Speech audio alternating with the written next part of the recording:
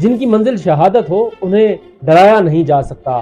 جو حیدر کرار کے ماننے والے ہوں ان کا دشمن فرار ہی ہوتا ہے۔ جو امام حسین علیہ السلام کے راستے پر چلنے کا تہیہ کر لیں پھر انہیں وقت کا یزید کسی صورت مٹا نہیں سکتا، اور یہی صورتحال اس وقت ایران کی ہے کہ 30 دن سے زیادہ وقت گزر گیا ہے، 1 مہینہ سے اوپر دن ہو گئے ہیں، لیکن سپر پاور کو ناکوں چنے چبا دیے ہیں ایرانی فورسز نے، اور ایرانی عوام نے یکجہتی کی ایسی مثالیں قائم کی ہیں ایرانی قوم نے کہ یہ تاریخ میں سنہری حروف سے لکھی جائیں گی۔ اب ڈونلڈ ٹرمپ جو ہیں وہ راستے تلاش کر رہے ہیں کہ کس طرح سے وہ اس جنگ سے فرار کا راستہ اختیار کو دھمکی دے رہے ہیں کہ وہ زمینی حملہ کریں گے، اور ایرانیوں کی طرف سے یہ کہا جا رہا ہے کہ اگر آپ اسرائیل کے لیے زمینی حملہ ایران پر کرنا چاہتے ہیں تو شوق سے آئیں، کیونکہ آپ شارک مچھلیوں کا شکار ہوں گے۔ ایرانی وزیر خارجہ عباس عراقچی کی طرف سے اب وقت آ گیا ہے کہ اس خطے سے امریکن فوجوں کا انخلا کیا جائے۔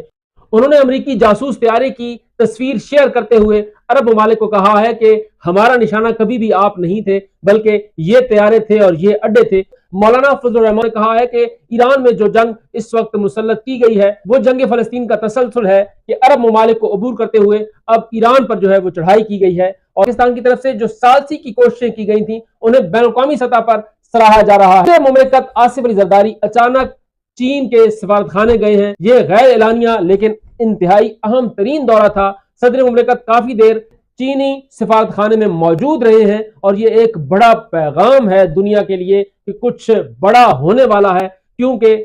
ڈپٹی وزیر اعظم اور وزیر خارجہ چین پہنچ چکے ہیں کہ چین ایک بڑے ضمانتی کے طور پر میدان میں، اور وہ نہ صرف ڈونلڈ ٹرمپ کو روک سکتا ہے بلکہ وہ نیتن یاہو کو بھی روک سکتا ہے، اور کوئی کڑی شاید جو ہے وہ عائد کی جائیں گی امریکہ کے اوپر، اور اس کے بعد یہ جنگ بند کی جائے گی۔ اب تو ڈونلڈ ٹرمپ جو ہے وہ اپنے اتحادیوں کو یہ کہہ چکے ہیں کہ وہ آبنائے ہرمز کو کھلوائے بغیر یہاں سے چلے جائیں گے۔ اب ان کے وزیر خارجہ مارکو روبیو یہ کہہ رہے ہیں کہ ہم جلدی میں ہیں اور ہم اس کام کو ہفتوں کے اندر ختم کرنا چاہتے ہیں۔ ڈونلڈ ٹرمپ یہ کہہ رہے ہیں وہ معقول لوگ ہیں، ان سے بات کی جا سکتی ہے، لیکن دوسری طرف ایرانی وزارت خارجہ ہے وہ یہ کہہ رہی ہے کہ ان کے ساتھ کوئی براہ راست مذاکرات نہیں ہو۔ 2 سالوں کے اندر سفارتکاری کے نام پر جو دھوکہ کیا گیا ہے اب ایرانی قوم اس دھوکے میں نہیں آئے گی۔ امریکہ کی طرف سے یہ دعویٰ کیا گیا تھا کہ انہوں نے ایران کے ایٹمی پلانٹ کو مکمل طور پر تباہ کر دیا ہے، اس کی طاقت کو ختم کر دیا ہے، اس کی بحریہ کو ختم کر دیا ہے، اس کی فضائیہ کو ختم کر دیا ہے،